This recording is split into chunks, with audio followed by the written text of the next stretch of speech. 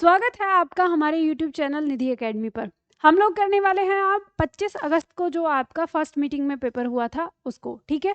तो देखो, मैं जल्दी से आप लोगों को ये पेपर करवाने वाली हूँ। उससे पहले मैं आपको बता देती हूँ, मैं इस पेपर को लाइव भी करा सकती थी, लेकिन मैंने लाइव नहीं कराया क्योंकि लाइव में बहुत ज़्यादा समय लग जाता है। मैं आप लोगों से बात करने लगती हूँ कि देखती हूँ आप लोग आंसर क्या दे रहे हैं, और इस तरह से समय काफ़ी लग जाता है। तो मैं जल्दी से यहाँ पे प्रश्न पत्र हल करा रही हूँ। आप लोगों को देखना है कि क्वेश्चन किस प्रकार से आ रहे हैं और उनका उत्तर हमें किस तरह से देना है, ठीक है। तो चलिए शुरू करते हैं। पहला प्रश्न यहाँ पे हमारे सामने दिया हुआ है कि लक्ष्य का अनेकार्थक शब्द है। लक्ष्य शब्द का अनेकार्थक शब्द क्या होगा? नाम है, चाल है, गलत है या निशाना है। तो आपको पता है कि इनमें से, इन चारों में से ना ही तो नाम इसका अर्थ है, ना चाल इसका अर्थ है, ना गलत इसका अर्थ है। इसका अर्थ क्या हो गया? निशाना। लक्ष्य को हम एक शब्द निशाना भी कहते हैं, ठीक है। तो उत्तर आ जाएगा इसका डी। आगे बढ़ते हैं। आगे पॉइंट दिया है हमारा, नागर का पर्यायवाची शब्द है। तो इसका पर्यायवाची शब्द देखना है। विकल्प दिया है ढोल, चतुर, ग्रामवासी या नगर। तो देखो, आपको पता है नगर कहते हैं शहर को, ये कट जाएगा। ग्रामवासी कहते हैं गांव का जो निवासी होता है उसको, ठीक है। तो ये भी कट जाएगा। अब जो नागर शब्द होता है, नागर शब्द का अर्थ होता है चतुर, चालाक, तेज, ठीक है। तो इसका उत्तर बी हो जाएगा, ठीक है। आगे आता है अगला प्रश्न, माला फेरत जुग भया फिरा न मन का फेर, कर का मन का डारी दे मन का फेर। अब जिन्होंने मेरा अलंकार पढ़ा हुआ है, देखते ही एकदम से हंस गए होंगे, खुश हो गए होंगे कि मन का शब्द दिया हुआ है, मन का शब्द दिया है। तो विकल्प यहाँ पे दिया है अनुप्रास है, उपमा है, यमक है और रूपक। अब देखो, जिस छात्र का ये प्रश्न है जो मेरे पास आया है, इसने दो जगह मार्क किया है, अनुप्रास पे मार्क किया है और यमक पे मार्क किया है। तो बिल्कुल सही है, उसने मार्क किया है यहाँ पर, क्योंकि दो आपको मिल रहा है। जैसे क, तो क वर्ण की आवृत्ति यहाँ पे आपको मिल रही है, तो अनुप्रास भी संभावना है और यमक भी। तो ध्यान रखिएगा, अब जो मेरे छात्र हैं वो तो इसको समझ गए होंगे, क्योंकि मैंने आप लोगों को बताया था कि यदि विकल्प में अनुप्रास के साथ कोई और ऑप्शन भी मिल जाए, यानी जैसे इसमें मन का, यानी एक शब्द दो बार आया, अलग अलग अर्थ हैं, तो इसमें यमक की उत्पत्ति हुई है। अब कभी इस तरह से विकल्प में यमक के साथ अनुप्रास भी दिया हो और इस पंक्ति में अनुप्रास भी हो, तो मैंने आपको कहा है कि उस समय अनुप्रास गौण हो जाता है। तो कौन सा विशेष हो जाता है? यमक ही विशेष हो जाएगा, ठीक है। तो इसका उत्तर जो है वो यमक ही होगा। आगे आता है यहाँ पर, किसी की सहायता करने वाला के लिए एक शब्द क्या होगा? सहृदय नहीं, सहचर नहीं, सहचर कहते हैं साथ चलने वाले को, सहकार नहीं, सहायक, जो सहायक करता है यानी सहायता करता है, तो सहायक बोलते हैं। आगे आता है, किस वाक्य में करण कारक का प्रयोग किया गया है? और विकल्प कह रहा है सुरेश मीना के लिए खाना लाया। दूसरा, साधुओं की संगति से बुद्धि सुधरती है, उनको पढ़ना चाहिए, यह पुस्तक सीता को दे दो। अब वैसे भी आपको पता है करण कारक का तो से कारक चिन्ह होता है। अभी किसी वाक्य में से कारक चिन्ह आया ही नहीं है, ना इसमें आया, इसमें आपको दे रखा है, ना इसमें आया ना इसमें आया। तो ये तो बिल्कुल सोचने वाली बात तो है ही नहीं। साधुओं की संगति से बुद्धि सुधरती है, तो उत्तर क्या हो जाएगा? सी हो जाएगा।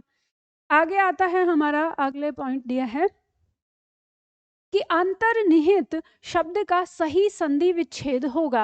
अब आपको विकल्प दिए हैं यहाँ पे, आपको पता है अंतर्निहित, यहाँ पे र चढ़ रहा है, ठीक है, और यहाँ पे क्या है? अंत। अब यहाँ से आप समझ गए, मैंने आपको बताया कि शब्द के बीचों बीच अगर आपको क्या दिखाई देता है, तीनों श में से कोई सा श दिखाई देता है, या आपको अगर ओ या र दिखाई देता है, तो आपको ये इन चारों पांचों में से कोई सा दिखाई दे, इनके स्थान पर विसर्ग लगाकर देख लो। अगर दोनों तरफ शब्द आपको सही मिल जाते हैं तो विसर्ग संधि वहां होती है। तो अब आपको यहाँ पर ये बात समझ में आ गई। यहाँ दिया है अंतर्निहित र दिया हुआ है, अब इस र को बाहर निकाल कर आप देखते हैं यहाँ पे विसर्ग लगा हुआ है, अंत प्लस निहित, यही हमारी विसर्ग संधि है, और कोई शब्द इसको पूरा नहीं करता। तो उत्तर क्या हो जाएगा? हमारा डी हो जाएगा, ठीक है। आगे पॉइंट कह रहा है यहाँ पर कि हिंदी साहित्य अकादमी की ओर से हर वर्ष श्लाका सम्मान पुरस्कार किस क्षेत्र को दिया जाता है? विकल्प कह रहा है खेलकूद को दिया जाता है, नहीं। तकनीकी को दिया जाता है, नहीं। भाषा संस्कृति को दिया जाता है, नहीं। हिंदी को नई दिशा प्रदान करने के लिए दिया जाता है, जो हिंदी को नई दिशा प्रदान करता है उसको दिया जाता है यह पुरस्कार। तो उत्तर सी आ गया। आगे पॉइंट दे रहा है हमारा, क्रोध किस रस का स्थायी भाव है, कह रहा है भयानक का, रौद्र का, वीर का, विभत्स का। तो हमें पता है कि क्रोध जो है वो रौद्र रस का स्थायी भाव है। सोचने वाली बात ही नहीं है, देखते ही एकदम से आंसर देना है ना, समय नष्ट नहीं करना।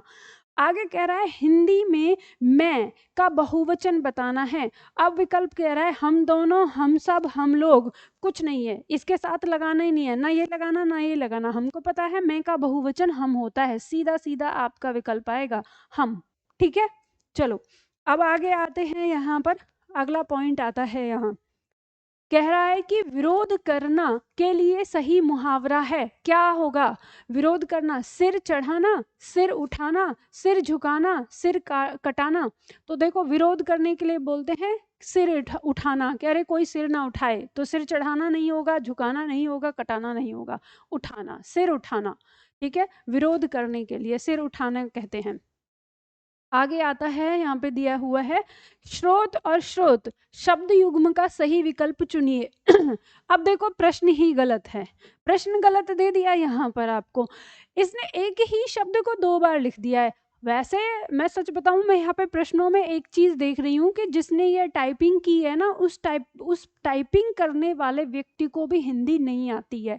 क्यों? आप देखेंगे अक्सर उसमें एक तो आपका जो जैसे शब्द हैं, शब्दों की वर्तनी अशुद्धि आ रही है, और दूसरा जैसे ये की वाला आता है, की, इस की के बाद कभी भी कॉमा नहीं लगता। लेकिन आप इसमें कॉमन चीज देखिएगा, आगे भी आपको समझ में आएगा, हर की के बाद ना ये अल्प विराम लगा रखा है इस बंदे ने, जिसने भी ये टाइपिंग की है। और दूसरा जहां पे आता है कि आपके समुच्चय बोधक शब्दों से पहले आपका अल्प विराम लगेगा, वहां अल्प विराम लगाया नहीं है, कुछ भी देख लेना जितनी जगह। तो इसने ये गलती की है। दरअसल ये क्या लिखना चाहता है, ये लिखना चाहता है, एक तो स्रोत हो ही गया, ठीक है, दूसरा क्या है, ये स्त्रोत लिखना चाह रहा है। ठीक है, समश्रुति भिन्नार्थक का जोड़ा होता है ये। स्रोत और स्त्रोत जो देखने में एक जैसा लगता है, बोलने में भी एक जैसा लगता है। ठीक है, तो ये हम उसी के आधार पर इसका उत्तर चुन लेंगे। यहाँ पे तो देखो दिया है, अब ये पहला जो स्रोत है इसी का अर्थ चुन लो। स्रोत का मतलब होता है उत्पत्ति का स्थान। ठीक है, जैसे हम कहते हैं ना गंगा का स्रोत कहाँ से हुआ है या उद्गम कहाँ से हुआ है ना, तो उत्पत्ति का स्थान होता है स्रोत। तो चोरी हो गया कट जाएगा, सोना हो गया कट जाएगा, हृदय हो गया कट जाएगा। उद्गम दिया, उद्गम मतलब उत्पत्ति का स्थान। और यहाँ पे दिया है जैसे स्त्रोत, तो स्त्रोत जो होता है वो स्तुति होता है। किसी भी देवी देवता के लिए जो स्रोत लिखवाते हैं, जैसे कहते हैं ना कि ये शिव स्त्रोत है, या इस तरह से स्तुति को दिया हुआ है। उत्तर इसका डी हो जाएगा। आगे पॉइंट दिया हुआ है यहाँ पर कि पॉइंट है हमारे पास अली और अली शब्द युग्म का सही अर्थ देना है। समश्रुति भिन्नार्थकता ये, समश्रुति भिन्नार्थक है ये, ठीक है वही। अब कह रहा है यहाँ पे अली और अली, तो आपको पता है कि आराम से मैंने बताया था यहाँ पर अली और अली के इनमें अंतर क्या है, छोटी ई और बड़ी ई का अंतर है इसमें। यहाँ पे हम कह रहे हैं छोटी ई है, यहाँ पे बड़ी ई है। तो मैंने आपको बताया था कि एक अली का मतलब होता है भवरा और एक अली का मतलब होता है मित्र। तो आप यहाँ पे कह सकते हैं जो छोटी ई की मात्रा भवरा छोटा होता है, तो यहाँ पे देखेंगे भवरा कहाँ दे रखा है, पहले नंबर पे। यहाँ नहीं दिया है ये कट जाएगा, यहाँ नहीं दिया है कट जाएगा, यहाँ दिया है, यही है।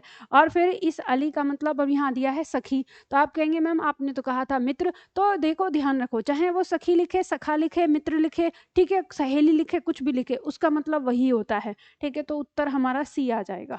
ठीक, अब आता है यहाँ पे पॉइंट हमारा आगे, पॉइंट नंबर 17। पॉइंट नंबर 17 हमारा कहता है कि 17 नहीं है भाई, 70 है। ठीक है, मैं ही क्या पढ़ रही हूँ।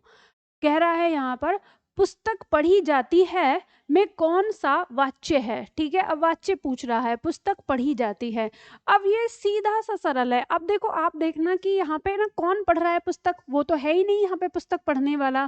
तो पुस्तक पढ़ने वाला गायब है, यानी कर्ता गायब है। और मैंने आप लोगों को ये बात बताई है कि जब भी अगर आपको यहाँ पर कर्ता गायब मिले या कर्ता के साथ के द्वारा मिले, तो वो कर्मवाच्य हो जाएगा। अब यहाँ कर्ता तो गायब है, तो कर्मवाच्य हो गया, पहला ही उत्तर हो जाएगा। कुछ भी सोचने वाली चीज है ही नहीं। ठीक है, आराम से समझ में आ जाएगा। अगला पॉइंट आता है निम्नलिखित में कौन सा शब्द तत्सम नहीं है। ठीक है, तत्सम नहीं है वो बताना है। यहाँ पे कह रहा है नग्न, नग्न ये तत्सम है। ठीक है, नग्न हम तत्सम संस्कृत में कहते हैं। ठीक है, क्षमा ये संस्कृत शब्द है, ठीक है।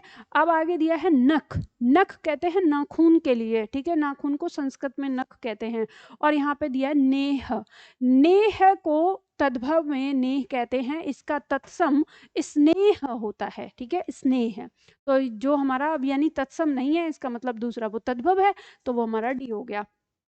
अब आगे दिया है यहाँ पर, रेखांकित खंड को प्रतिस्थापित करने के लिए उपयुक्त विकल्प का चयन करिए। अब रेखांकित शब्द क्या है यहाँ पर, रेखांकित शब्द है आध्यात्म, तो आध्यात्म शब्द दिया है। अब आप यहीं पे देख सकते हो आध्यात्म शब्द तो नहीं होता, शब्द तो अध्यात्म होता है, ठीक है। आध्यात्मिक, देखो शब्द क्या होता है, शब्द होता है अध्यात्म, ठीक है। और अगर आध्यात्म लगाते हैं तो वो आध्यात्मिक होता है, आध्यात्मिक, ठीक है। तो ये होता है, अब इन दोनों में से ही कोई हो सकता है हमारा दिया है। अब देखेंगे यहाँ महंत जी को अध्यात्म का अच्छा ज्ञान है, तो इसमें अध्यात्म दिया है, तो ये विकल्प हमारा सही हो सकता है।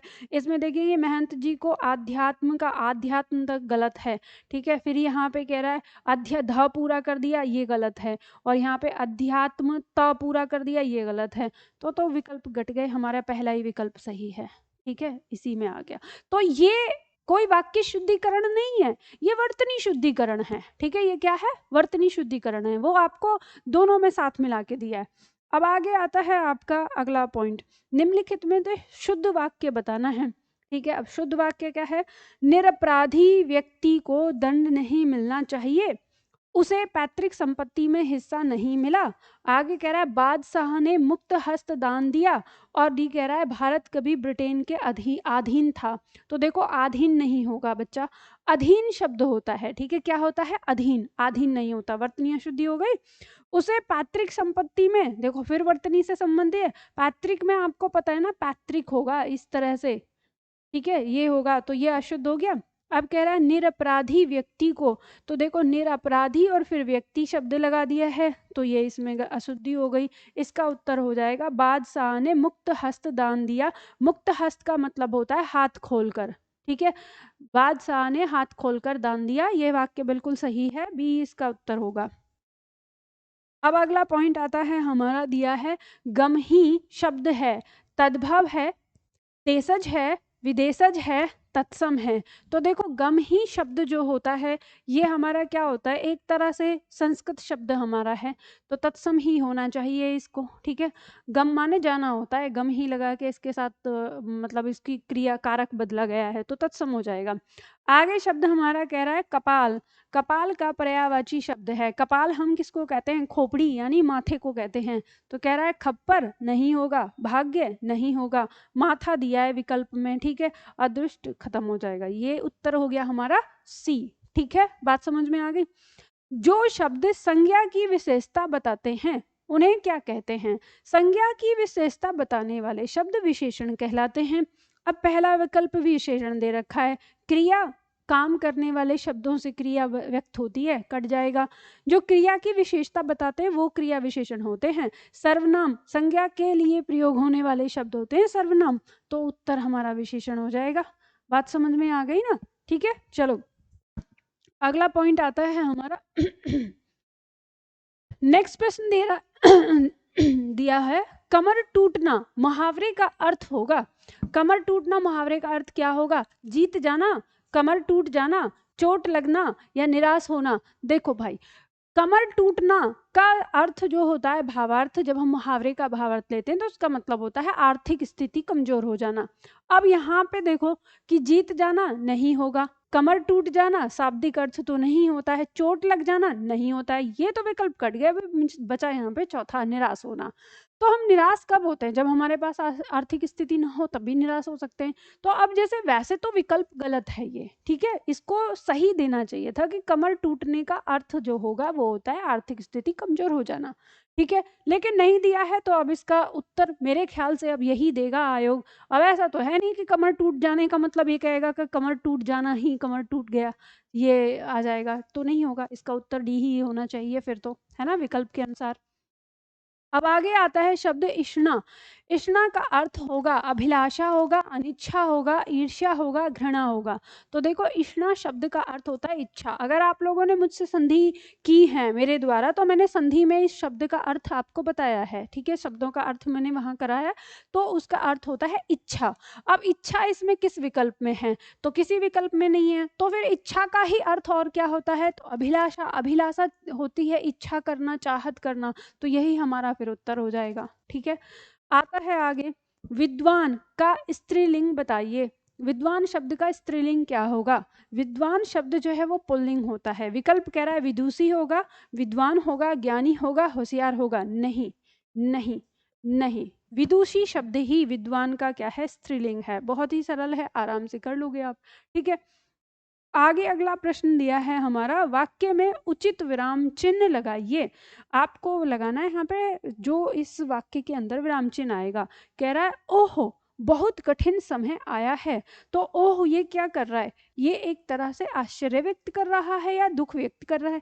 अब जो आश्चर्य यानी भाव को व्यक्त कर रहा है, और भाव को व्यक्त करने के लिए कौन सा विराम चिन्ह लगाते हैं? तो विस्मयादि बोधक लगाते हैं। तो ए हो जाएगा, ठीक है। प्रश्नवाचक नहीं होगा, अर्धविराम नहीं होगा, और ये योजक चिन्ह नहीं होगा, ठीक है।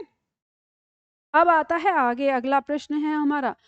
अगला प्रश्न हमारा दिया हुआ है कि 2020 का ज्ञानपीठ पुरस्कार किस रचना को दिया गया? देखो ज्ञानपीठ पुरस्कार जो है वो हमारा वो किसको मिलता है? वो 22 भाषाओं में से किसी एक भाषा के साहित्यकार को मिलता है।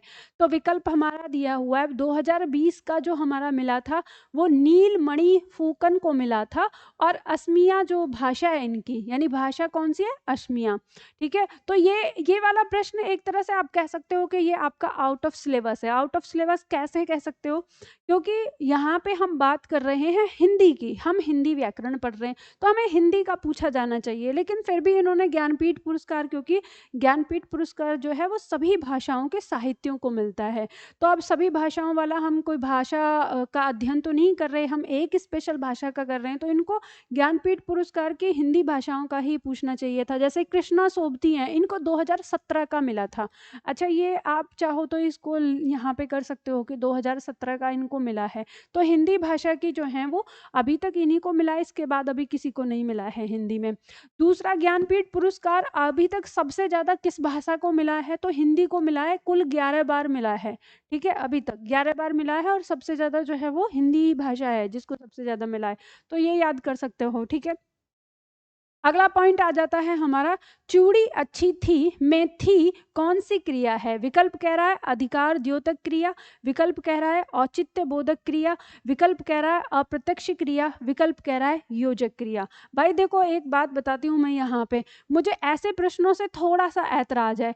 मैंने अभी इतनी, मतलब मेरे पास कम से कम 20-25 किताबें हैं, पुराने जितने हमारे विद्वान हैं उनकी किताबों की हम बात करें, उसमें मुझे क्रिया का ये रूप कभी नजर नहीं आया। लेकिन ताज्जुब की बात ये है कि अभी अगर आप देखेंगे इस प्रश्न को, जो ये प्रश्न दिया हुआ है, तो अभी ये प्रश्न आया परीक्षा में, कहाँ से आया, कैसे आया, किसने बनाया, किसने नहीं बनाया, भगवान जाने। लेकिन आपको ये जरूर पता चलेगा कि आप अभी ना, अगर गूगल पे आप अगर डालें अधिकार द्योतक क्रिया किसे कहते हैं, तो ये प्रश्न और ये उदाहरण आएगा। अगर आप डालें कि अप्रत्यक्ष क्रिया किसे कहते हैं, तो यही प्रश्न यही उदाहरण आएगा। अगर आप डालेंगे औचित्य बोधक क्रिया किसे कहते हैं, तो यही प्रश्न यही उदाहरण आएगा। और अगर आप डालेंगे योजक क्रिया किसे कहते हैं, तो यही प्रश्न और यही उदाहरण आएगा। तो इसका मतलब ये है कि ये अभी तत्कालिक प्रश्न आया है, और इस प्रश्न का उत्तर सभी के सभी लोगों ने योजक क्रिया बना के लगा दिया है। भाई योजक क्रिया क्या होती है, किसको कहा जाता है, ना तो इसकी परिभाषा किसी सदस्य ने दी है, ना इसके अलावा कोई और उदाहरण दिया है कहीं पर भी। अब ये भी एक तरह से आउट ऑफ पॉइंट ही हमारा क्वेश्चन है, ये मैं आपको बता देती हूँ। सभी लोग इसका उत्तर जो है लगा रहे हैं कि योजक क्रिया है। अभी योजक क्रिया कैसे है, गुरुजी लोगों से मैं ये पूछना चाहती हूँ। मैं तो अबोध एकदम बिल्कुल कह ना समझ बालक हूँ, मेरे अंदर उतना ज्ञान है नहीं भाई, मैं तो सच्ची बता रही हूँ। तो मैं गुरुजी लोगों से पूछना चाहती हूँ कि भाई ये किस तरह से, अभी तक तो ये थी, हम ये कह सकते हैं कि ये एक मुख्य क्रिया हो सकती है, और अपने आप में अगर ये जो थी है ये किसी के होने का भाव बताती है तो मुख्य क्रिया है, लेकिन कभी कभी ये सहायक क्रिया में भी प्रयोग होती है। तो इसके बारे में इतना तो जानते हैं। लेकिन अभी गुरुजी लोग कह रहे हैं कि चूड़ी का चूड़ी को अच्छी से जोड़ रही है, मतलब कि चूड़ी कैसी है, अच्छी है, ये इसको जोड़ रही है, इसलिए ये योजक क्रिया है। भाई मेरी समझ से तो बाहर है, आपको समझ में आया तो मुझे भी समझा देना, क्योंकि मैं ऐसे तो क्रिया का मतलब क्या होता है, क्रिया किसी भी चीज का मतलब क्या बताती है, उसके होने को दर्शाती है, करने को दर्शाती है, और क्रिया किसी चीज का मतलब क्रिया में काल बताती है, और क्या चीज वो दिखा सकती है, किसी से किसी का संबंध तो नहीं दिखाती, किसी से किसी का विशेषता तो नहीं बताती क्रिया। पता नहीं किस तरह से दिया है भाई, भगवान जाने या गुरुजी लोग जाने। तो ये जो क्वेश्चन है ये आपका थोड़ा सा अलग है ना। इसके बाद आता है आपका अगला पॉइंट, बुरे अर्थ में प्रयुक्त होने वाला बद, बद उपसर्ग किस भाषा का है। ये विकल्प कह रहा है अंग्रेजी भाषा का है, उर्दू फारसी का है, हिंदी का है, संस्कृत का है। तो देखो बद जो उपसर्ग है, हम जब पढ़ते हैं उपसर्ग तो ये उर्दू भाषा का आता है, तो ये बिल्कुल एकदम से आप देखते ही समझ जाओगे। अब आगे आता है हमारा अगला पॉइंट कि आत्मनिर्भरता निबंध के रचनाकार कौन हैं। तो ये अगर आपको पता होगा तो आप देखते ही कर पाएंगे, नहीं तो सोचने से कुछ नहीं है, और इसका उत्तर है बाल कृष्ण भट्ट। ठीक है, उनका है ये आत्मनिर्भरता, उनका एक निबंध है। ठीक है, रचना होती है, ये विधा है हिंदी की। आगे आता है हमारा अगला पॉइंट, नीचे दिए गए यानी दिए गए विकल्पों में से कौन सा जोड़ा समश्रुति भिन्नार्थक नहीं है। फिर इसने कहा है कि नहीं है, तो अब देखो आपको बताना है। शब्द यहाँ पे दिया है अणु और अनु, अंत और आरंभ, और अनिल और अनिल, और अभय और उभय। देखो हमेशा एक बात याद रखना, समश्रुति। और एक बात और बता देती हूँ, जिन छात्रों की परीक्षा नहीं हुई है उनको थोड़ा सा मैं हिंट देना चाहूंगी यहाँ पर, कि अभी तक के हुए पेपरों को देखने के बाद एक बात समझ में आ रही है कि ये समश्रुति भिन्नार्थक वाले शब्दों को कुछ ज्यादा ही ले रहा है। ठीक है, तो हर सेट में पाया जा रहा है, तो इसलिए समश्रुति भिन्नार्थक जो मैंने आप लोगों को शब्दावली में दिए हुए हैं उन पर भी थोड़ी सी नजर मार लेना। और अच्छी बात यह है कि अभी तक जितने भी सेट पूछे गए हैं इनमें सारे शब्दों को बिल्कुल वहीं से दिया है। और मैं एक बात बता दूं आप लोगों को, जब आप यहाँ पे पढ़ रहे हो तो जो क्वेश्चन आपके प्रीवियस अभी तक आ चुके हैं, मतलब अभी 4-5 जितने भी आपके प्रश्न हो गए हैं जो आ चुके हैं, उन प्रश्नों को बस अपने दिमाग में रखिए, वो रिपीट होने की संभावना नहीं है। ठीक है, उनसे अलग आप देखिएगा। तो अब देखो यहाँ पे दिया है अनु और अनु, ये बोलने में एक जैसे लग रहे हैं। ठीक है, तो समश्रुति में आते हैं। ये कह रहा है अंत और आरंभ, तो ये दोनों ही बिल्कुल अलग हैं बोलने की दृष्टि से। ये अनिल और अनल बोलने की दृष्टि से एक जैसे लग रहे हैं, समश्रुति में आते हैं। और अभय और उभय बोलने की दृष्टि से एक जैसे लग रहे हैं, समश्रुति में आते हैं। अर्थ भी अपने अपने अलग हैं, तो यही हमारा विकल्प होगा, क्योंकि इसने कहा है जो नहीं है। ठीक है, तो ये अंत और आरंभ जो ये है ये समश्रुति भिन्नार्थक नहीं है, क्योंकि बोलने की दृष्टि से एक जैसे नहीं है, बिल्कुल अंतर है इनमें। चलो अब आगे आता है हमारा अगला पॉइंट, निम्नलिखित वाक्यांश को ध्यान पूर्वक पढ़िए और बताइए कि यह किस समास का उदाहरण है। तो कह रहा है जल में समाधि बराबर आगे जल समाधि। तो जब इसने जल में समाधि दे दिया तो इससे आप पहचान सकते हैं पूर्व पद के बाद तुरंत कारक चिन्ह यहाँ पे दिया है आपको। ठीक है, और कारक चिन्ह वाला आते ही तो कर्मधारय होगा नहीं, बहुब्री होगा नहीं, तत्पुरुष होगा, क्योंकि तत्पुरुष समास की पहचान है ये कि पूर्व पद के तुरंत बाद कारक चिन्ह विग्रह में देखने को मिलता है हमें। ठीक है, आगे दिया हुआ है बोलने दो नीड़ को, सॉरी बोलने दो चीड़ को। ठीक है, नीड़ नहीं है, बोलने दो चीड़ को किसकी काव्य कृति है। तो विकल्प दिया है नरेश मेहता की है, अज्ञेय की है, सुमित्रा पंत की है, महादेवी वर्मा की है। तो देखो ये नरेश मेहता की दी हुई पंक्ति है। ठीक है, मतलब ये उन्हीं की कृति है। आगे दिया हुआ है द्विज, द्विज के अनेकार्थक शब्दों में से कौन सा एक शब्द नहीं है, वो आपको बताना है। द्विज का मतलब पक्षी होता है, द्विज का मतलब दांत होता है, द्विज का मतलब ब्राह्मण होता है, द्विज का मतलब विधेय नहीं होता। विधेय किसका पर्यायवाची है, कामदेव का पर्यायवाची है, याद कर लेना। ठीक है, आगे कह रहा है कि ब उपसर्ग से बना शब्द है, बदौलत, बर्दाश्त, बाकल्म या बदनाम। तो बदनाम में बद है, ठीक है, बाकल्म में बा है, बर्दाश्त में बर है, और बदौलत में ब और दौलत। ठीक है, इस तरह से तो ब उपसर्ग जो है वो ए में है, तो उत्तर इसका ए हो जाएगा। ठीक है, आगे बढ़ते हैं। अब इसका उदाहरण दिया है, मतलब गद्यांश यहाँ पर दिया है, तो गद्यांश करते हैं। कह रहा है कि राजभाषा का अर्थ राजा या राज्य की भाषा है, वह भाषा जिसमें शासक या शासन का काम होता है। राष्ट्रभाषा वह है जिसका व्यवहार राष्ट्रीय के समान राष्ट्र के सामान्य जन करते हैं। राजभाषा का क्षेत्र सीमित होता है। राष्ट्रभाषा सारे देश की संपर्क भाषा है। राष्ट्रभाषा के साथ जनता का भावनात्मक लगाव रहता है, क्योंकि उसके साथ जनसाधारण की सांस्कृतिक परंपरा जुड़ी रहती है। राजभाषा के प्रति वैसा सम्मान हो तो सकता है, पर लेकिन नहीं भी हो सकता, क्योंकि वह अपने देश की भी हो सकती है।